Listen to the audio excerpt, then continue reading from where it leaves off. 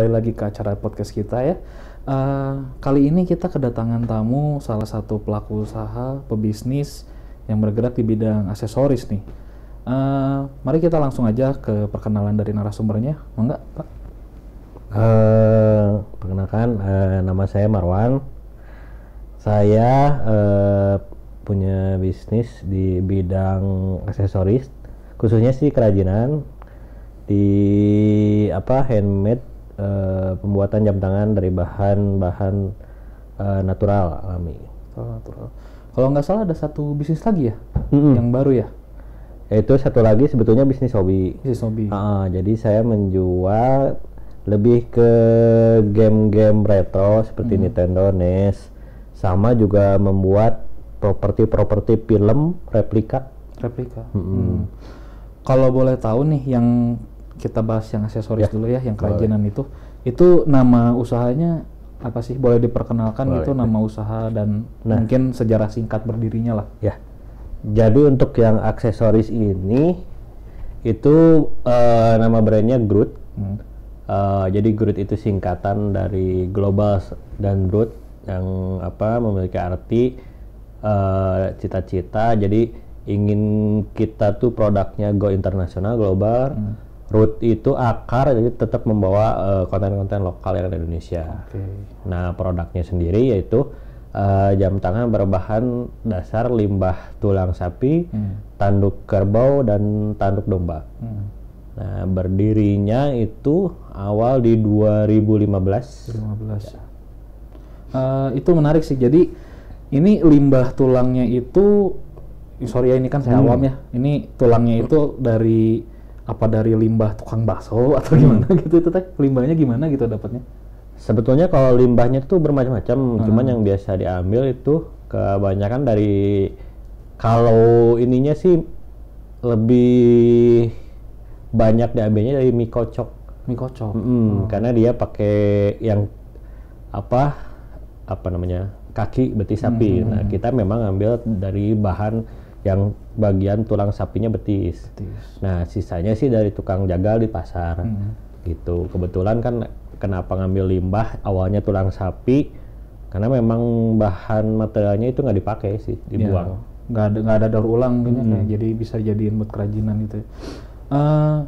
Itu yang tadi itu yang masalah tulang betis. Kenapa harus tulang betis? Sebetulnya kenapa harus tulang betis, lebih ke ruas-ruas si tulangnya yang bisa dipakai ke bentuk jam tangan itu sendiri sih. Gitu. Jadi dari ukuran, ketebalan yang memungkinkan di tulang betis. Oh, itu yang paling ideal gitu ya, bagian betis. Kalau ini produksinya itu nyewa pengrajin keluar atau misalkan punya pengrajin sendiri atau gimana? Kalau untuk sekarang sih kita punya pengrajin sendiri. Memang di awalnya jadi cerita singkat, awalnya memang saya hobi koleksi jam tangan.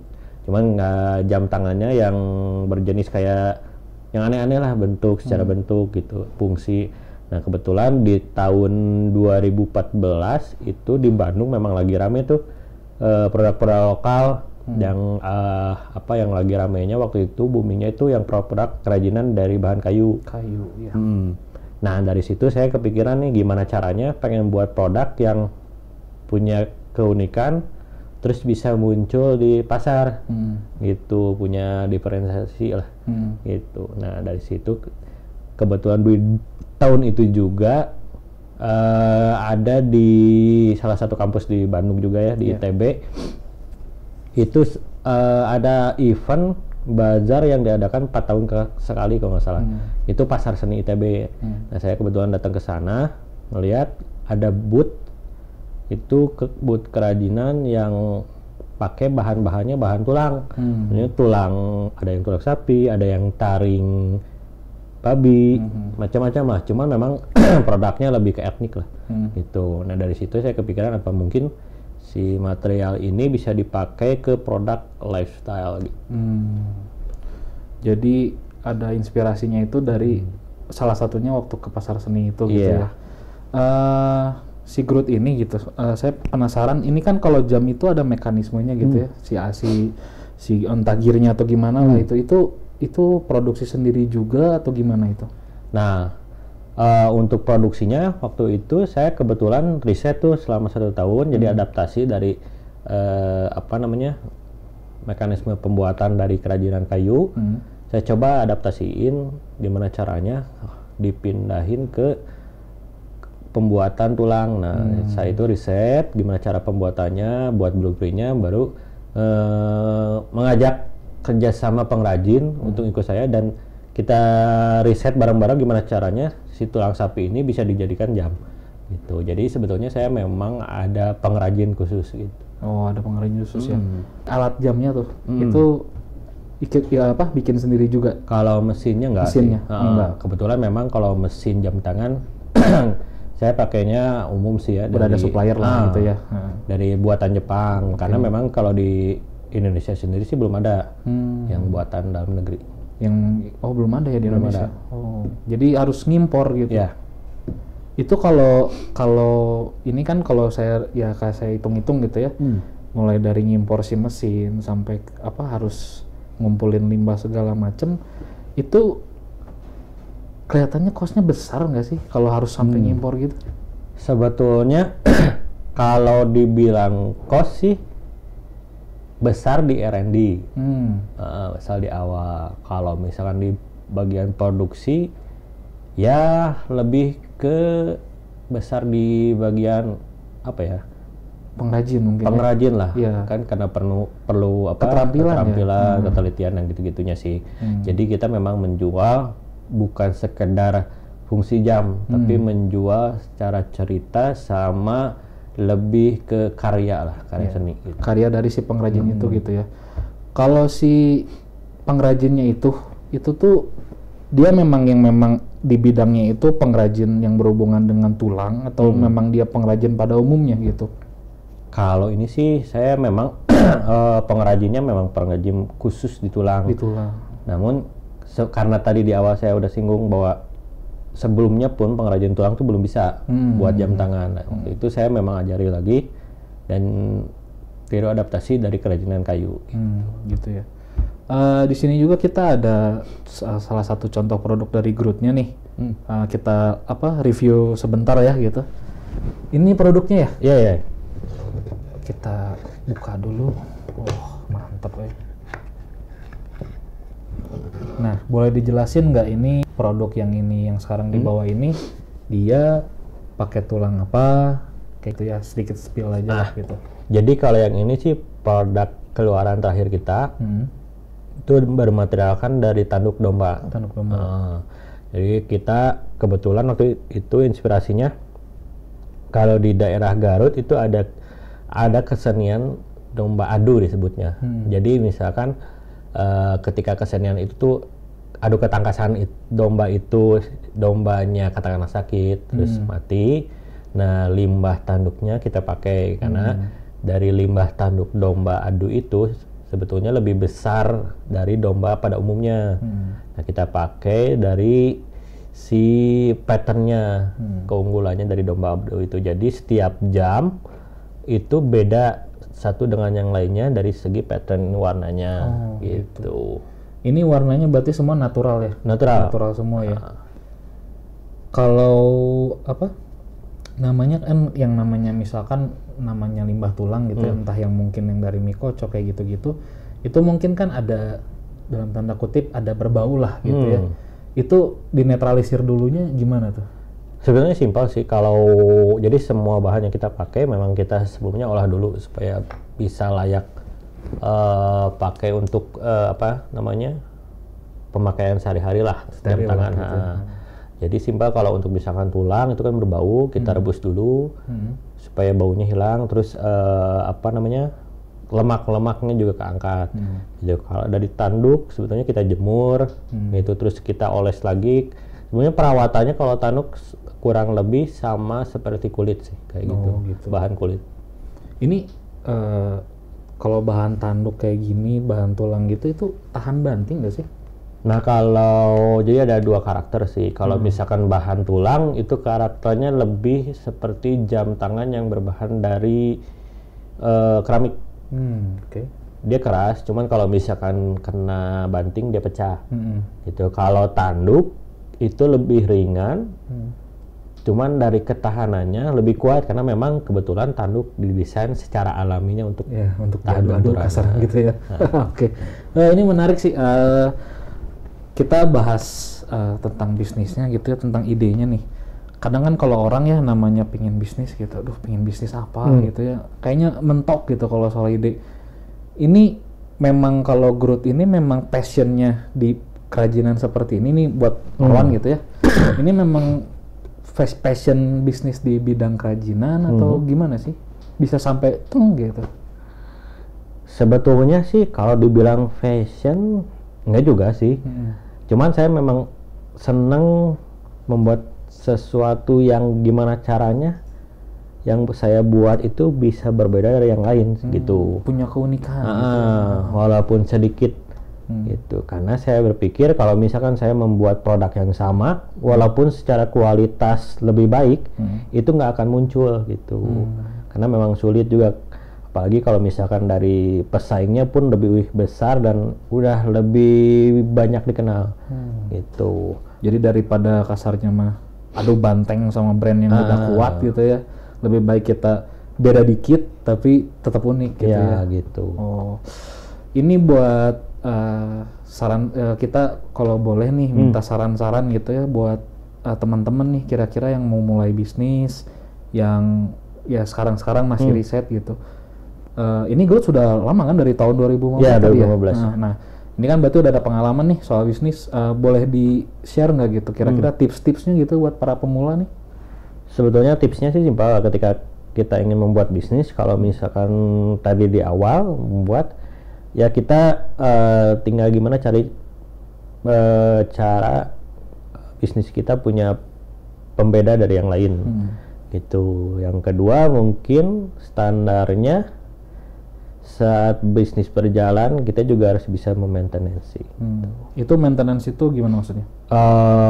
Buat tim, terus manajemennya diperbaiki. Gitu. Oke. Kalau tadi tuh satu lagi ada ya yang game itu ya. Itu game retro itu maksudnya apa, buka toko terus nyetok game-game lama itu terus dijual atau gimana itu? Jadi awalnya saya memang seneng tuh dari masa kecil lah, nggak apa namanya, nggak kebeli tuh, nggak kayak gitu. Saya juga merasa gitu. Nah sekarang mungkin punya rezeki, saya jadi ngumpulin. Sebetulnya untuk yang game retro ini, kalau untuk toko belum, untuk yang game retronya. Tapi mungkin kalau lancar tahun depan, jadi saya punya rencana pingin buat sebuah museum kecil lah. Gitu, bahwa di dalamnya itu menampilkan si game-game pada zaman tahun 80 sampai 90-an.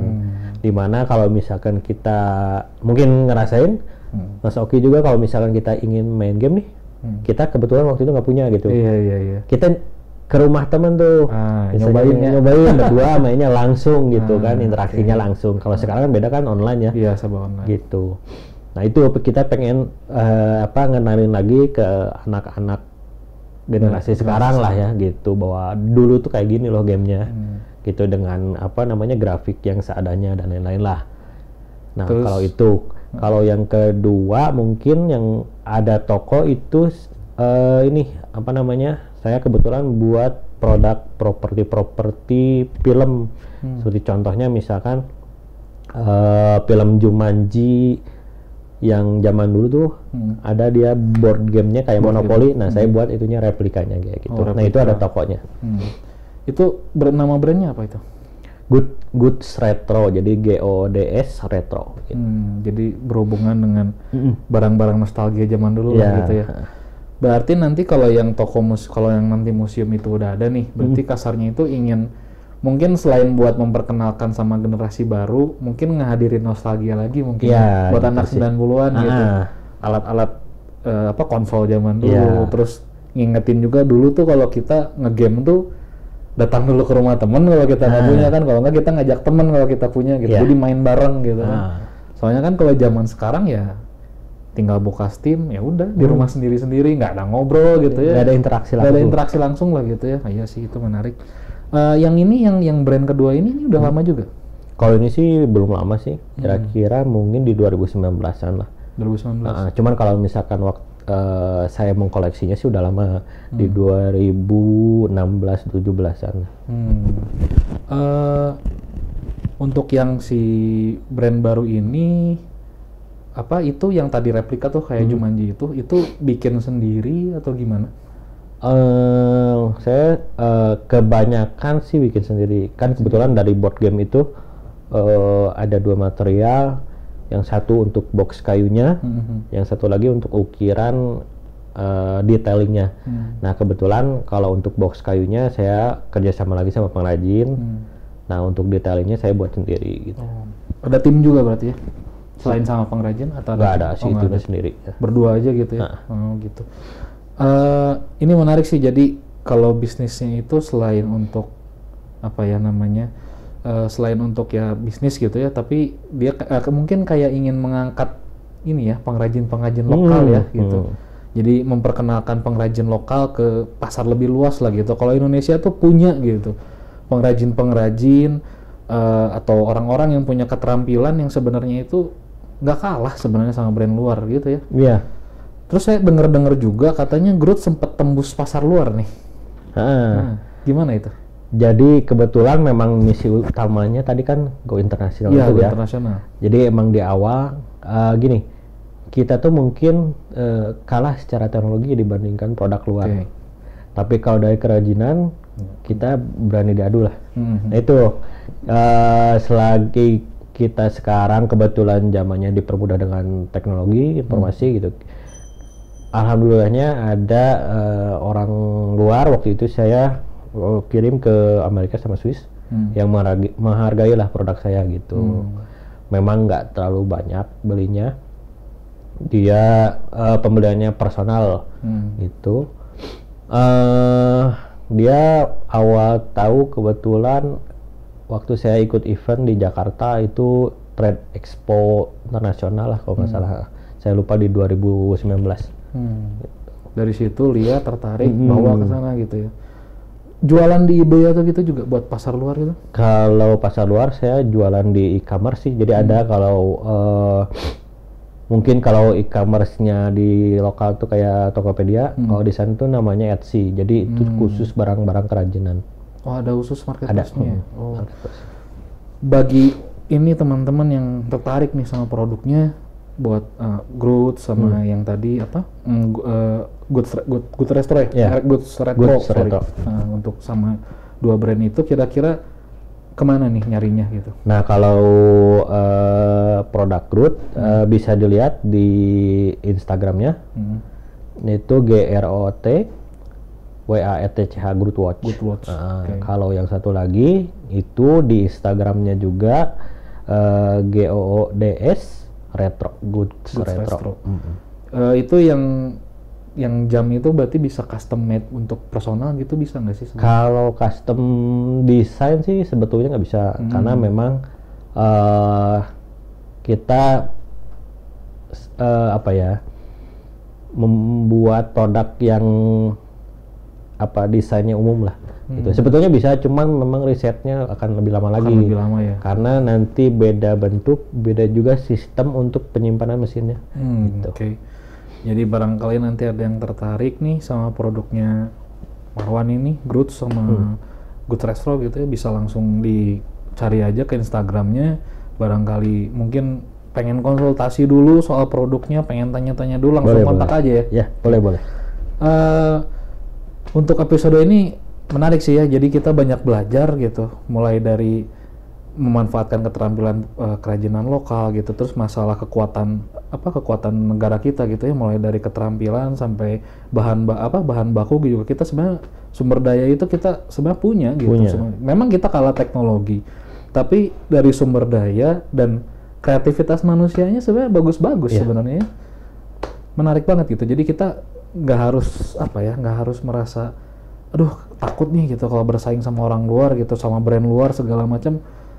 Ternyata sudah terbukti gitu, produk Pak Marwan ini udah bisa langsung tembus pasar luar gitu, dihargai gitu kan. Berarti buat kalian yang kira-kira mungkin ada ide yang sama kayak gitu, mungkin ada keraguan, ya bisa jadi bahan pelajaran gitu. Jangan ragu, maju aja, yakinlah sama produk lokal gitu ya. Baik, terima kasih untuk kedatangannya Pak. Aduh, terima kasih banyak, ini benar-benar kita banyak sharing, banyak belajar ya.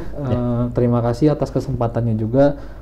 Buat yang teman-teman, buat yang tertarik, langsung aja ya kunjungi ke Instagramnya Groots sama Goods Restro gitu.